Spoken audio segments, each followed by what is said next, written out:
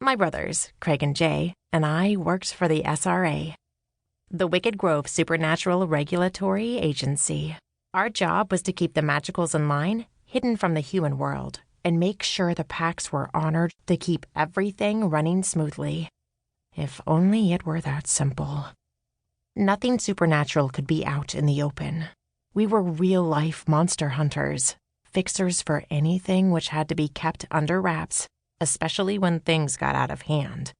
We were the ones they called to clean up the messes that ensued. Yep, we were the maids of the hidden worlds of sorcery, spells, curses, natural and unnatural magic. No matter how big the mess, we were the cleaners. They said I could be anything when I grew up, but hunting the supernatural creatures surrounding Wicked Grove wasn't what I had in mind. I'd been a kid who adored her big brothers and wanted to be just like them. Everything they did, I followed in their footsteps. Moronic, right? Well, I can't say that I didn't enjoy my work. It was far better than being stuck behind the counter of a clothing store selling subpar knockoffs to snooty trust fund teenagers. Trust me, I did a short stint of that to prove to myself I was not cut out for the normal kind of life, let alone a normal, monotonous job. So there I was. There we were. Even though we three had been born consecutively, each a year apart, everyone at the agency called us the triplets. My guess was because the three of us were obviously siblings, with our dark hair and stunning light brown eyes. But we had a sort of familiar intuition about each other that's usually only shared by twins and triplets, connected even more by precognitive tendencies and telepathic abilities. We were tight. Not only that, we were pretty much the most undefeated offensive team the SRA had to offer. We ruled the world. Sort of. Kept it safe from the preternatural madness? You bet. I shoved the towering stacks of paperwork off the edge of the conference room table, letting the piles slide to the ground as some floated away. Slipping into a chair, I covered my eyes with one hand, rubbing at my temples. We're wasting time. The headaches were increasing.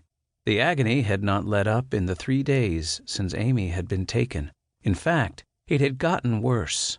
It made me wonder if it was in any way connected to Amy's ordeal. It had to be.